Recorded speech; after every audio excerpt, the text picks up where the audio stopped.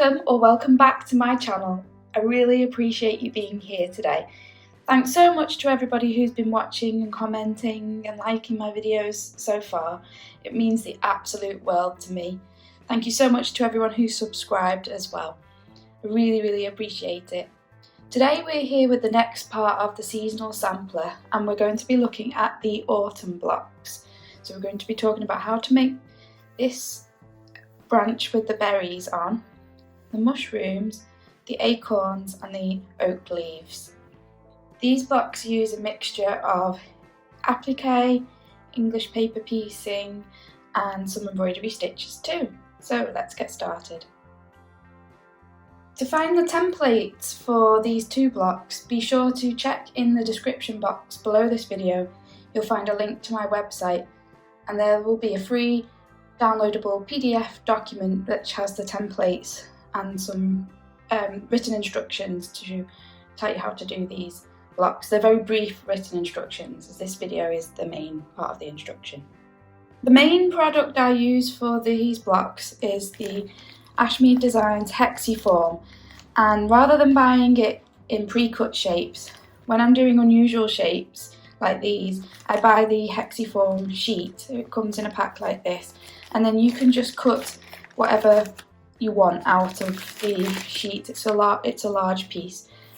So to make the leaves, I've just cut out some Hexiform in a leaf shape, and I'll show you how I cover it with the fabric. So much in the same way as you would do English paper piecing, I take my fabric and place the Hexiform with the fuzzy side onto the wrong side of the fabric and use the fabric glue to do this.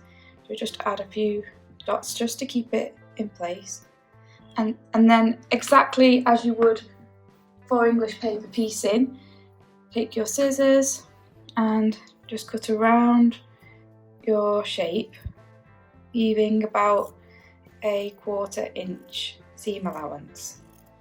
Just doing this very roughly.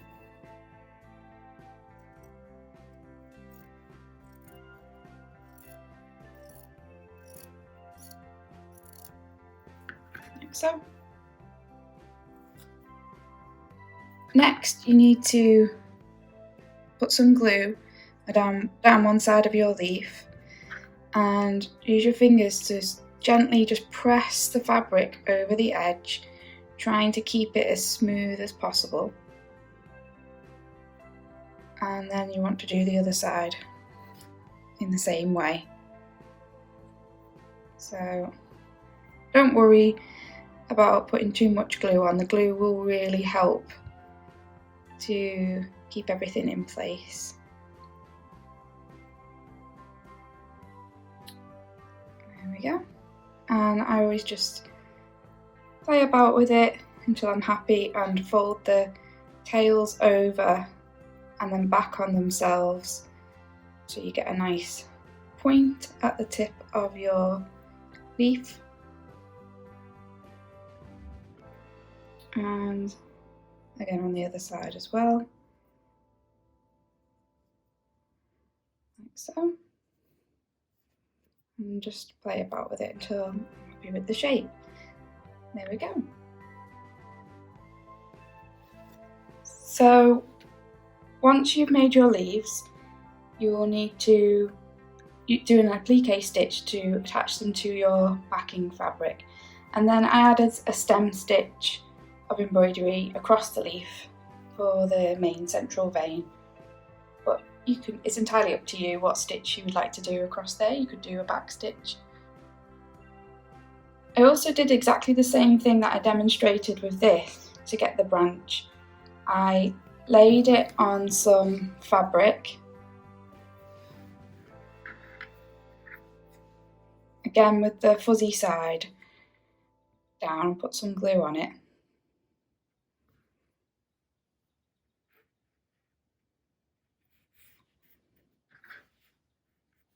And again, cut it out with a very small seam allowance, but you do need seam allowance. This, because it's thinner, is a bit more fiddly. So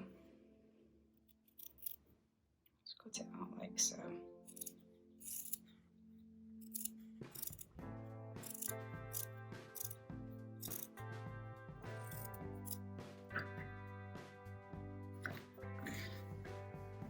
And again, with the glue, I just put it right down the middle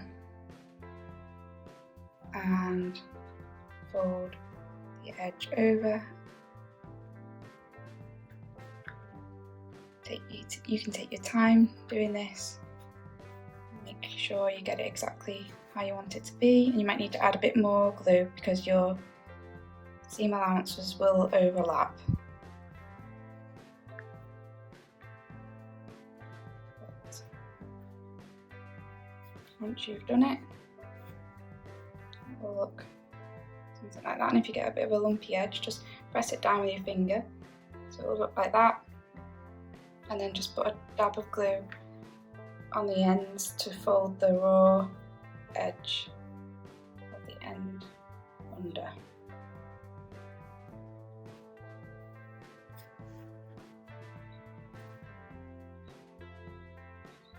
Like so.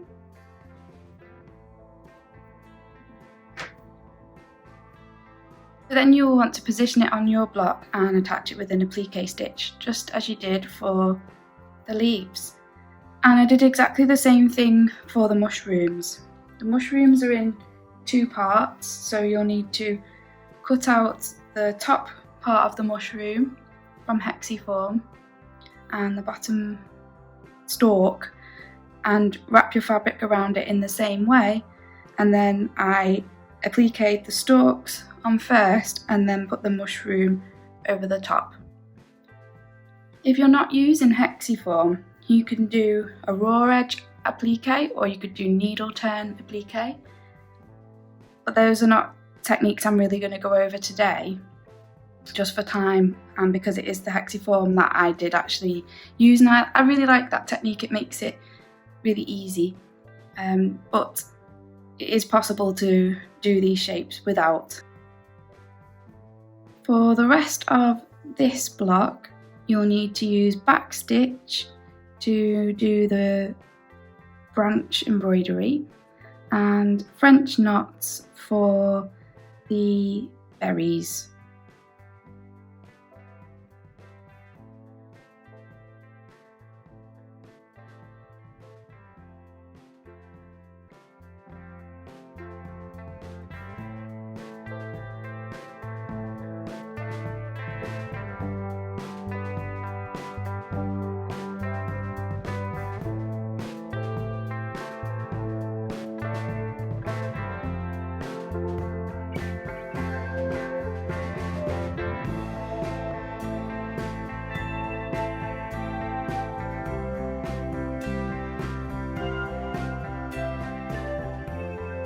To make the acorns, I wrapped the fabric around each half of the acorn, as I just showed you with the leaves, in exactly the same way. And then I placed them right sides together and stitched them together along this seam with a whip stitch, just as you would with any other English paper pieced shape. And then I appliqued them to the backing fabric. And it was a really easy and effective way to make these little acorns.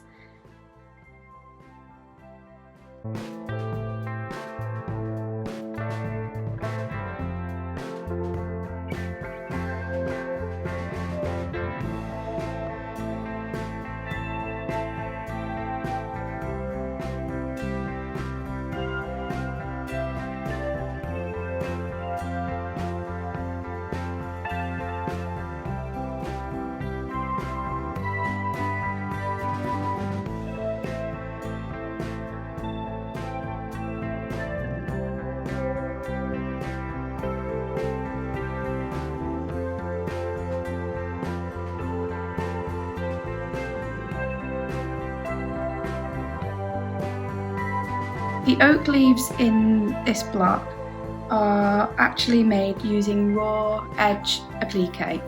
So what I did was I cut out the leaf, the oak leaf shape, positioned it onto my block, put the fabric the wrong way around there, put a dab of glue on. I've used linen for the leaf here, so it will fray a little bit around the edges, and that's okay because you can just cut off the frayed parts, no problem. So next I'll do a back stitch along the centre of the leaf. And you could draw this on with the water erasable marker if you'd like to. But I'll do this along the centre to keep the fabric in place, and also to give the detail of the veins in the leaf. With a back stitch, you're going back into the same hole that you just came up each time.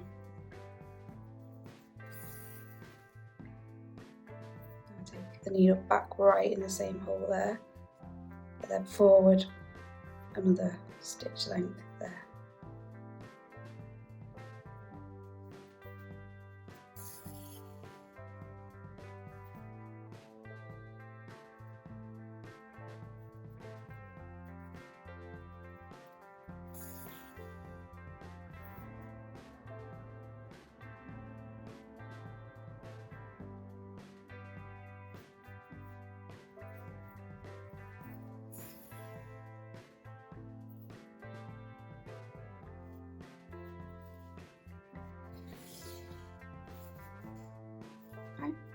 Like so, and then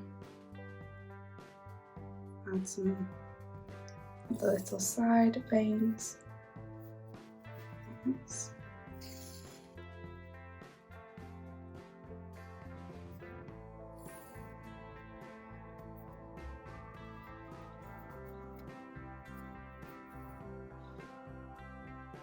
I realise here you can see that I haven't actually gone back into the exact same hole in these two places, and there's a little gap.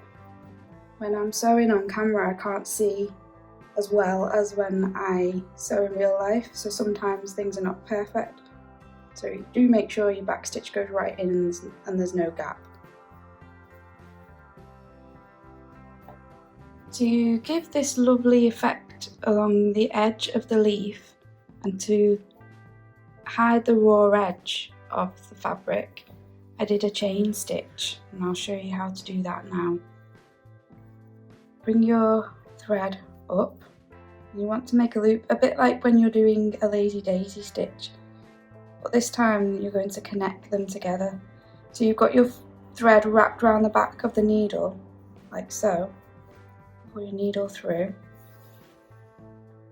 you made a chain, and then again take your thread to that side, put your needle right back down where you just came up, go forward a stitch length, wrap your thread around and pull through. So you're effectively joining these chains together. You can make them as big or as small as you want. I've done them back quite big here so you can see what I'm doing a bit better. I would definitely do them smaller than this, and I did do on the original, but just so you can see. And it's a nice stitch, gives a nice outline, and also, like I said, hides that raw edge a bit. And if you find that the fabric sticking out a bit, you can trim that with sharp scissors at the end.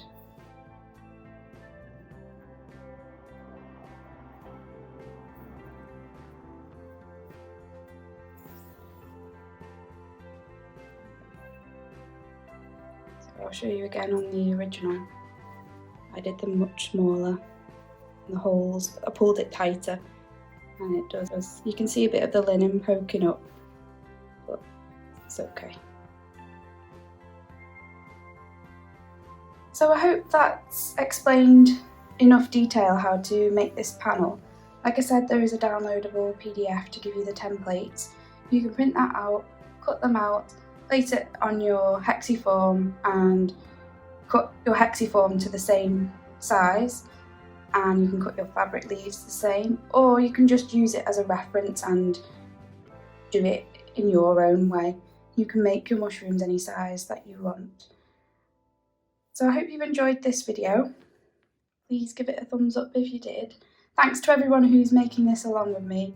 It's so exciting when I hear people saying that you're making one too. I'm so glad. I will be back next week to show you how to make the winter blocks. We've got the mountains, pine trees, this star, and then we've got my favourite block, which is the house.